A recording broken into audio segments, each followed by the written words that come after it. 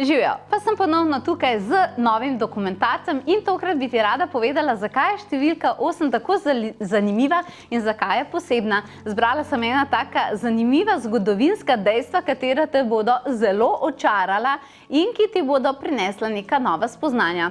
Ali veš, da so prvič številko 8 raziskovali, ne boš verjela, pirati.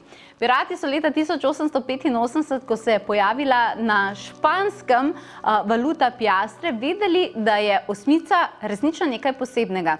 Če besedo piastre prevedemo, pomeni delci osmice in pravijo, da so pirati prepotovali 7 morij in iskali 8. morje in so iskali te zaklade, za katere so vedeli, da so se nekako skrivali kot koda oziroma skrito sporočilo ravno v tej valuti. In ni bilo naključje tudi to, da je ta valuta prišla na plano leta 1885. Dve osmici, torej v tej čudoviti letnici. Tudi tukaj se potem ni ustavila, stvar je šla dalje. Ali veš, da na Kitajskem velja, da osmica predstavlja neko dodano vrednost? Kitajci, ko izgovorijo besedo 8, se podobno sliši kot beseda generirati bogastvo. In zaradi tega na Kitajskem, ker močno dajo poudarek na numerologijo, verjamejo, da vse, kar ima notri osmico, ima veliko večjo vrednost. Recimo registrska tablica, če ima noter 8, potem recimo stanovanje številka 8, potem recimo, če si v 8. nadstropju doma in tako dalje. In vse to je botrovalo tudi temu, verjetno nisi šla nikoli za tem, da so leta 2008 v Pekingu imeli poletne olimpijske igre, ki so se začele, pazi to, 8. avgusta ob 8. zvečer in ob 8 sekundah. Si to predstavljaš? Ena taka res čudovita stvar. Tako da, potem, če gremo še naprej, če pogledamo spiritualne pomene, osmica predstavlja res veliko obilje. Zakaj? Najprej si moramo zato pogledati numerološko številko 7. Sedmica je številka lekcij in zelo globokih spoznanj. In številka 9 je številka življenjskega poslanstva. Številka 8 jo imamo pa na sredi, kar pomeni, da je osmica tista prva številka, kjer ti nekako premagaš svoje lekcije, dobiš vse svoje želje in potem za popolno srečo raba samo še tisto, kar prinaša 9, svoje življenjsko poslanstvo. Potem osmico najdemo res potem še marsikje. Recimo najdemo, tukaj sem si zapisala, recimo Egipčani. Egipčani so verjeli, da je 8 popolna številka kozmičnega reda in ravnovesja. Imamo še nekaj drugih zanimivosti iz zgodovine. Ali veš, da se je na Noetovo barko ukrcalo 8 ljudi, seveda vključno z Noahom? To je tako zanimivo. V taoizmu verjamejo, da je 8 nesmrtnih, takih posebnih duš tistih, ki prinašajo svetlobo in skrbijo, da zlo ne gre po svetu.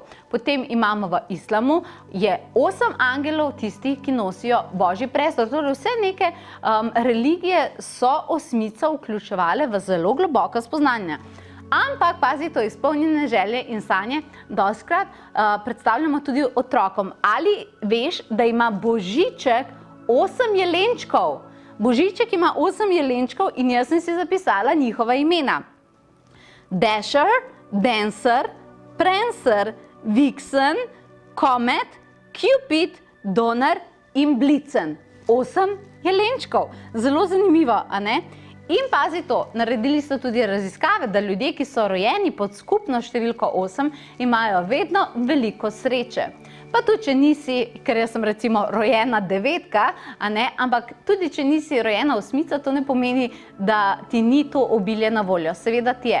In danes bi ti rada povedala o portalu 88 za konec tega najnega mini dokumentarca.